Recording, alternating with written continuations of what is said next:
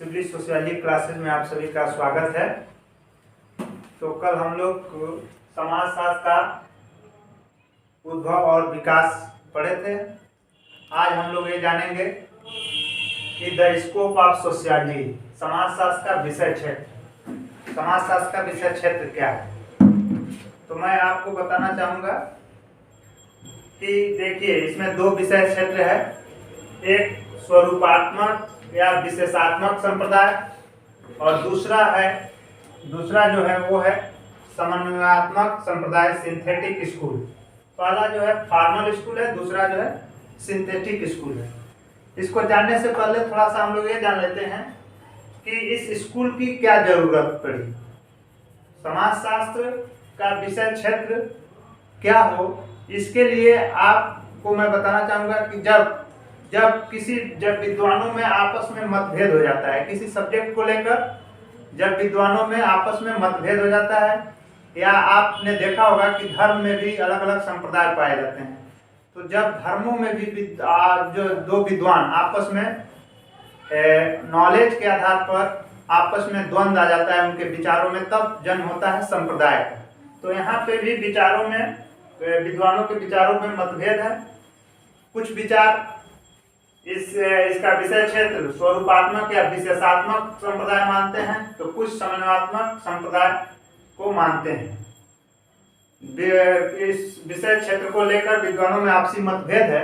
जब मतभेद होता है तो संप्रदाय का जन्म होता है। जैसे आप देखेंगे मुस्लिम धर्म में ही तो सुन्नी संप्रदाय है और शिया संप्रदाय, दो संप्रदाय है आपसी मतभेद के कारण।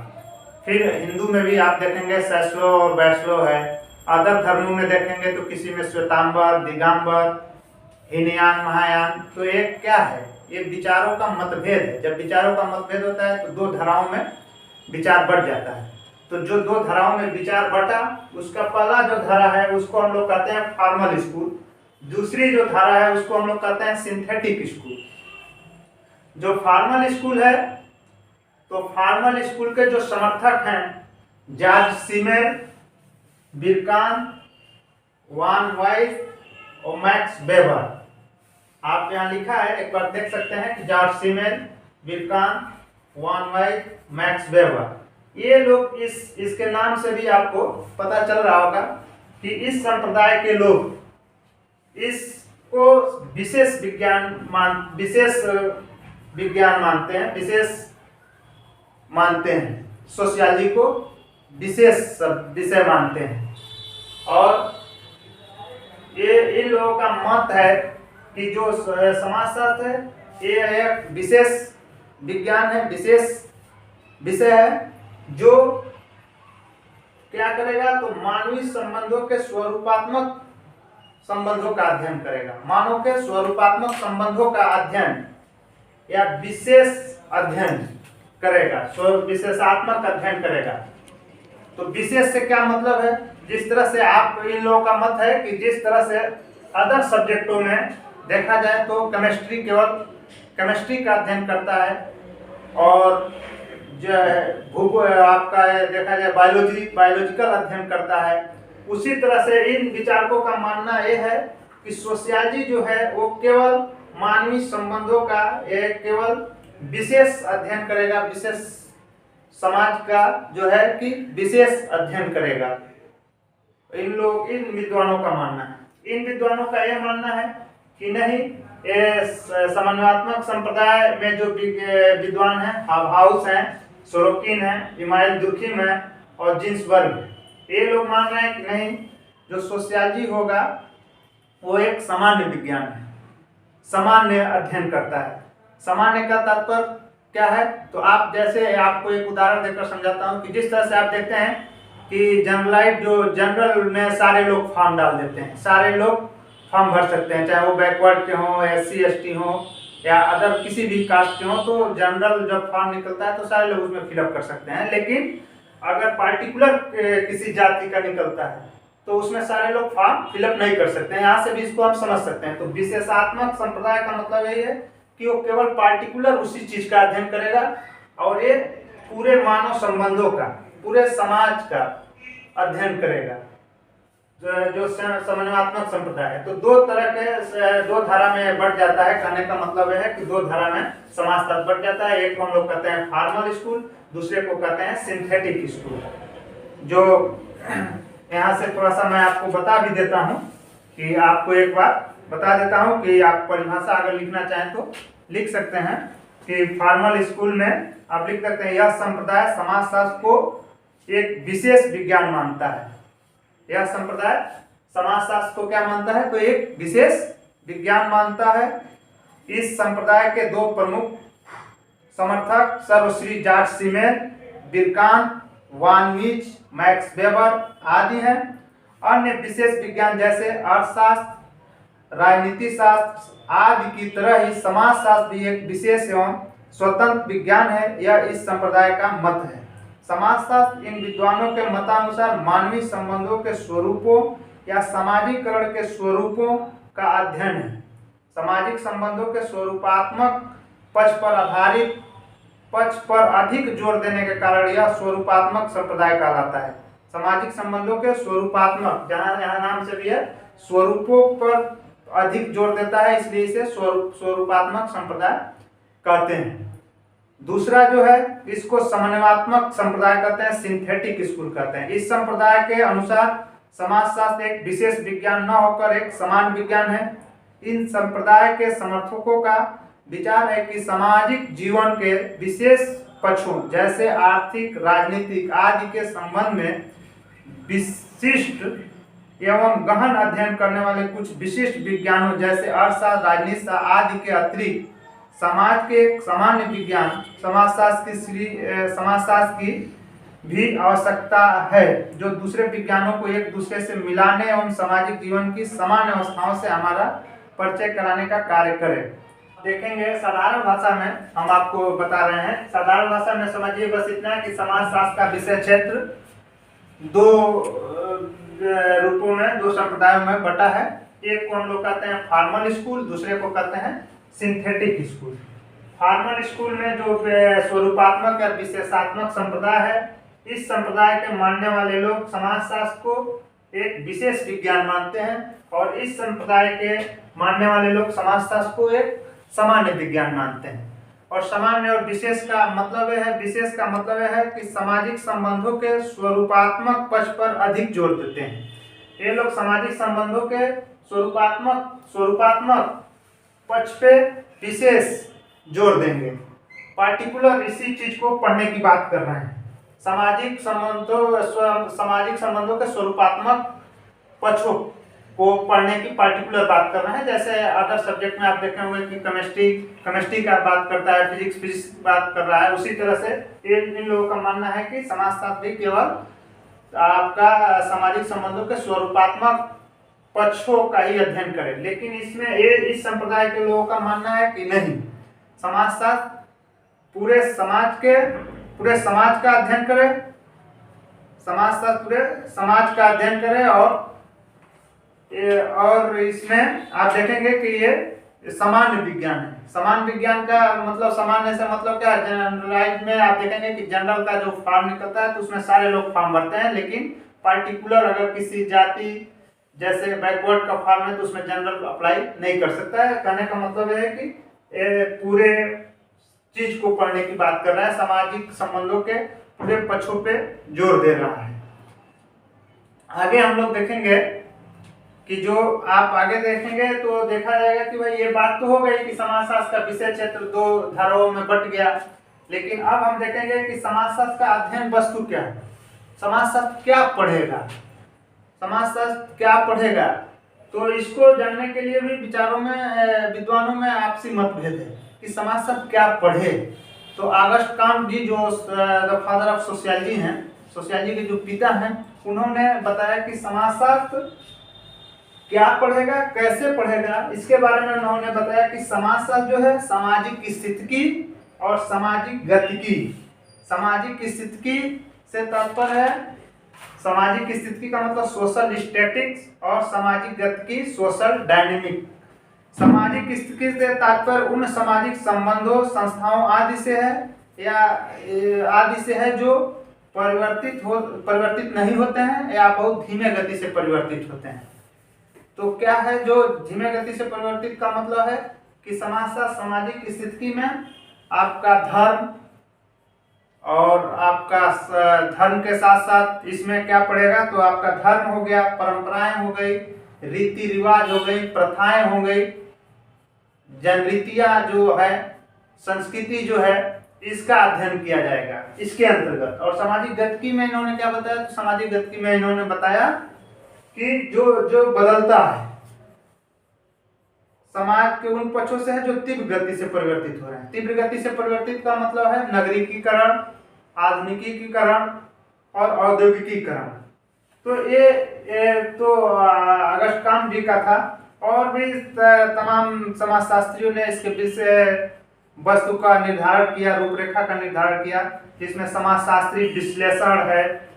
समाजशास्त्री विश्लेषण में जो है कि पहला मानव संस्कृति व समाज का अध्ययन करेगा, समाजशास्त्री संदर्श का अध्ययन करेगा, सामाजिक विज्ञानों में वैज्ञानिक पद्धति का अध्ययन करेगा, सामाजिक जीवन की प्राथमिक इकाइयां जो हैं, सामाजिक क्रिया तथा सामाजिक संबंध, मानव का व्यक्तित्व, समूह, समुदाय, ग्रामीण और नगरी, जातियां और संगठन, जनसंख्या, समाज और सामाजिक संस्थाओं का भी अध्ययन करेगा। सामाजिक संस्थाओं में क्या है, तो आपका परिवार तथा नातेदारी, आर्थिक संस्थाएं, राजनीतिक संस्थाएं, शैक्षिक वैज्ञानिक संस्थाएं, मनोरंजनात्मक और कल्याणकारी संस्थाएं, ये सारे चीजों का। और मौलिक सामाजिक प्रक्रियाएं, मौलिक सामाजिक प्रक्रिया में क्या है, तो विभेदीकरण, स्तरीकरण, सहयोग, समायोजन तथा सात्मीकरण, सामाजिक संघर्ष की भी बात करेगा, संचार, समाजीकरण तथा सैद्धांतिकरण,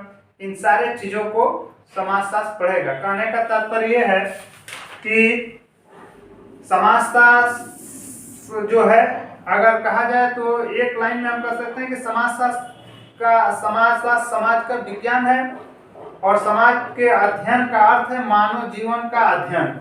मानव जीवन के संपूर्ण अध्ययन की बात समाजशास्त्र करेगा। एक लाइन में अगर जानना चाहें तो क्या पढ़ेगा, तो समाजशास्त्र, क्योंकि समाज का विज्ञान है और समाज के अध्ययन का अर्थ है मानव जीवन का अध्ययन, तो मानव जीवन का अध्ययन समाजशास्त्र करेगा। एक लाइन में आपको जानना है तो ये जान सकते हैं। अब हम लोग देखेंगे कि यहाँ पे हम कह सकते हैं कि समाजशास्त्र सामाजिक संबंधों के विषय में है। Sociology is about social relationship. तो समाजशास्त्र की वास्तविक अध्ययन वस्तु सामाजिक संबंध ही है। सामाजिक संबंध ही समाजशास्त्र का वास्तविक विषय वस्तु है।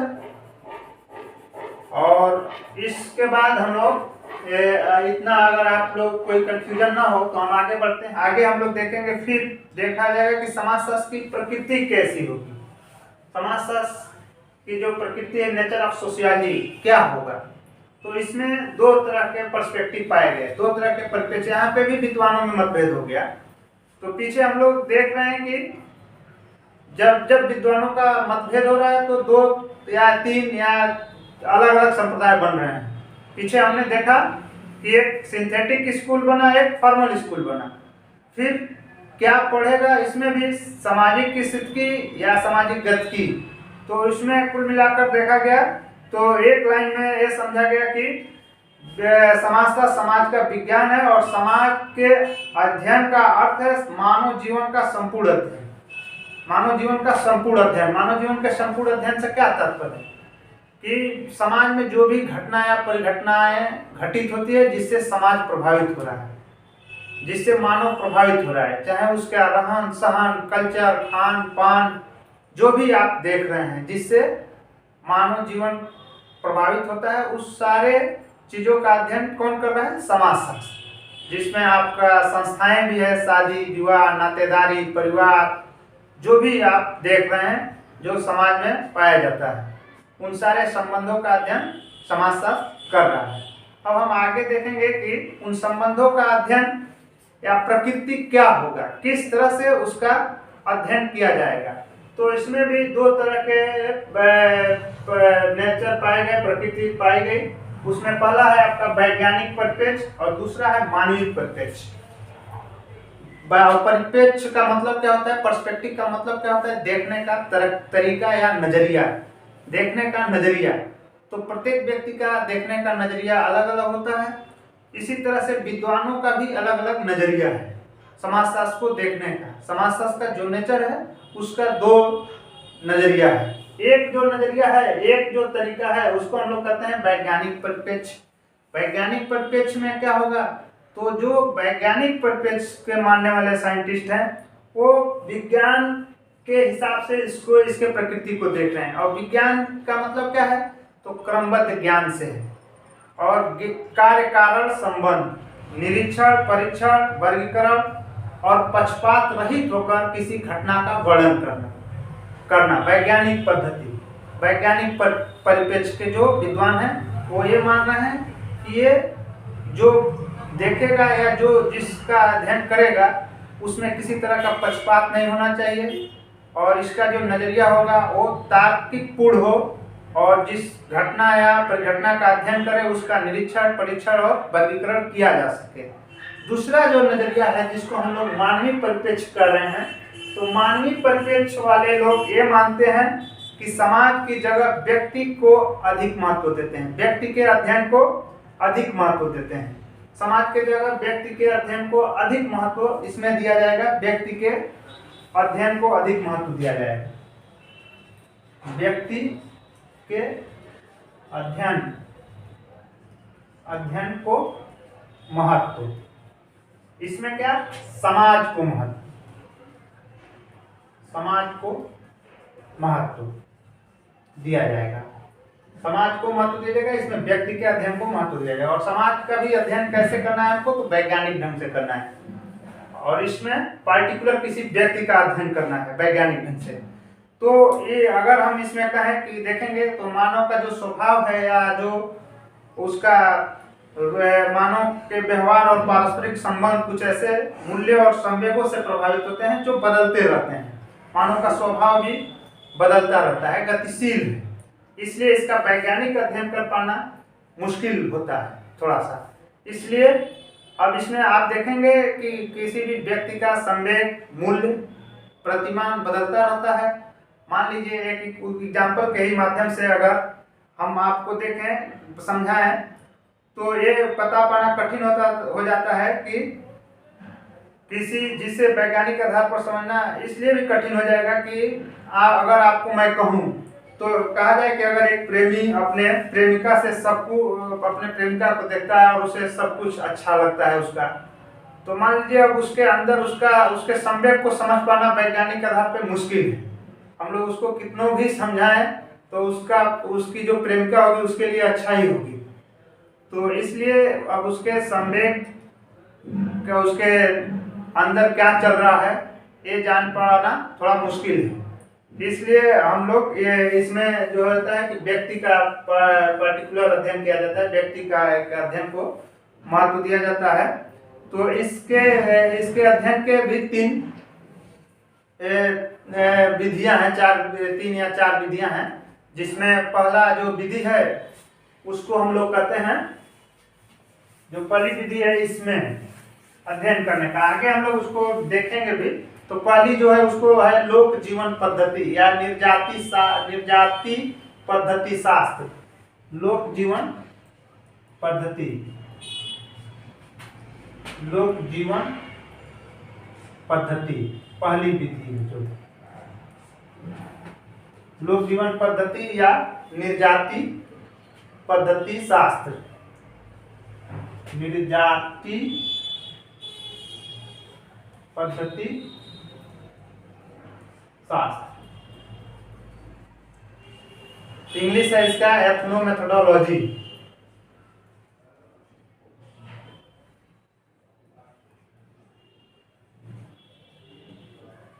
एथनोमेथोडोलॉजी, तो एथनोमेथोडोलॉजी किसे कहते हैं, यहाँ थोड़ा सा इसको भी जान लें हम लोग कि एथनोमेथोडोलॉजी क्या होता है। लोक जीवन पद्धति, यहाँ से इसके शब्द को देखेंगे तो लोक जीवन और पद्धति, मेथड, लोगों के जीवन का, उसके रहन सहन का क्या मेथड है, इसके बारे में जानना है। तो व्यक्तियों द्वारा दिन प्रतिदिन के जीवन जिन तरीकों का उपयोग किया जाता है, अध्ययन के उसी तरीके को लोक जीवन पद्धति कहते हैं। दिन प्रतिदिन व्यक्ति क्या कर रहा है उसके अध्ययन को ही हम लोग एथनोमेथोडोलॉजी कहते हैं। आपको समझ में आ गई होगी बात। और इस कंसेप्ट को देने वाले हेराल्ड गारफिंकल है। हेराल्ड गारफिंकल ने इस कंसेप्ट को जनरेट किया। हेराल्ड गारफिंकल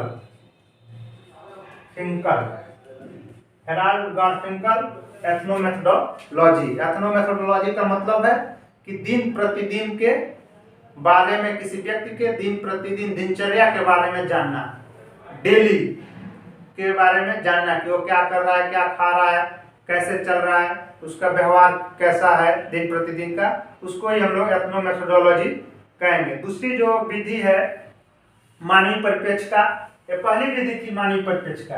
दूसरी विधि क्या है? तो दूसरी विधि को हम लोग कहते हैं प्रघटना शास्त्र। प्रघटना शास्त्र का फेनोमेनोलॉजी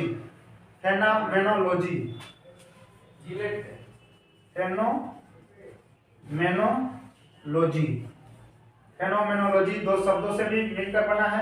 यहाँ भी आप देख रहे हैं प्रघटना प्लस शास्त्र। और शास्त्र का मतलब पहले हम बता चुके हैं, शास्त्र का मतलब विज्ञान, और प्रघटना तो फेनोमेना का अर्थ होता है दिखाई देना। प्रघटना शास्त्र का अर्थ हुआ कि किसी घटना का वास्तविक रूप में दिखाई देना, वास्तविक जैसी घटना वैसा वर्णन। प्रघटना शास्त्र में जैसी घटना होगी सेम वैसा ही वर्णन करना होगा, इसमें किसी तरह का आप पक्षपात नहीं कर सकते हैं। और इस जो विचारधारा है, इस जो कंसेप्ट के जनक हैं वो हैं एडमंड हर्शल और अल्फ्रेड शुट्ज। एडमंड, आप लिख लीजिएगा, जगह नहीं है, एडमंड हर्शल और अल्फ्रेड शुट्ज। तीसरा जो है इसमें जो अध्ययन करने की विधि जो आपका मानवीय परिप्रेक्ष्य था, उसमें तीसरी विधि जो है उसको हम लोग कहते हैं प्रतीकात्मक अंतःक्रियावाद। प्रतीकात्मक सिंबॉलिक इंटरेक्शनिज्म, प्रतीकात्मक अंतःक्रियावाद। इसके जो कंसेप्ट के जो जनक हैं वो हैं कूले, हर्बर्ट, मीड। प्रतीकात्मक अंतःक्रियावाद में प्रतीकों के द्वारा किसी घटना या परिघटना को डिनोट किया जाता है। अगला जो है वो है आमूल परिवर्तनवादी। तो इस तरह से हम लोगों ने आज जो, एक बार मैं आपको रिमाइंड करा दे रहा हूँ कि हम लोगों ने क्या क्या पढ़ा। तो सबसे पहले हम लोगों ने देखा कि समाजशास्त्र में कितने संप्रदाय पाए जा रहे हैं। तो दो संप्रदाय पाए जा रहे हैं, एक सिंथेटिक स्कूल है, एक फॉर्मल स्कूल है। फॉर्मल और सिंथेटिक, एक समाजशास्त्र को सामान्य मान रहा है, एक समाजशास्त्र को विशिष्ट मान रहा है। दूसरा हम लोगों ने देखा कि समाजशास्त्र क्या पढ़ेगा और कैसे पढ़ेगा। तो उसमें मैंने अगस्ट काम्ट का भी बताया कि अगस्ट काम्ट ने बताया कि सामाजिक स्थितिकी और सामाजिक गतिकी का अध्ययन करेगा। और सारे लोगों ने भी और तरीका बताया। और अंत में कहा जाए तो ये कहा गया कि समाजशास्त्र जो है समाज का विज्ञान है, और समाज का अध्ययन का अर्थ है समाज, मानव जीवन का अध्ययन, मानव जीवन का संपूर्ण अध्ययन समाजशास्त्र करेगा। तो संपूर्ण अध्ययन में आपने देखा कि संपूर्ण अध्ययन में क्या आ जाएगा। मानव का संपूर्ण अध्ययन मतलब उसका पूरी बात, पूरी रहन सहन, चाल चलन, उसका धर्म, जाति, संप्रदाय, प्रथा, रीति रिवाज, जितनी भी चीजें हैं, संस्कृति, सारी चीजों का अध्ययन कौन कर रहा है? समाजशास्त्र कर रहा है। और भी कैसे कर रहा है? वैज्ञानिक ढंग से कर रहा है, वैज्ञानिक आधार पे कर रहा है। समाज का विज्ञान है, इसलिए वैज्ञानिक आधार पे सामाजिक घटनाओं का अध्ययन समाजशास्त्र करता है। आगे हम लोगों ने देखा कि समाजशास्त्र की जो प्रकृति है वो दो तरह की है।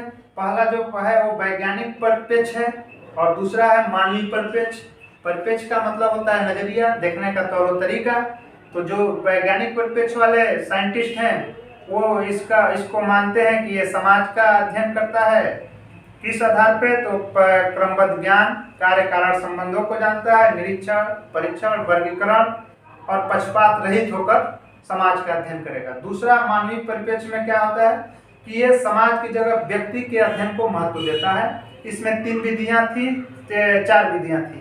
पहला जो था एथनोमेथोडोलॉजी था, दूसरा जो था वो प्रघटना शास्त्र था, तीसरा प्रतीकात्मक अंतःक्रियावाद और आमूल परिवर्तनवाद। ये सारी चीज़ें हम लोग आज कवर किए और आज के लिए इतना ही। धन्यवाद।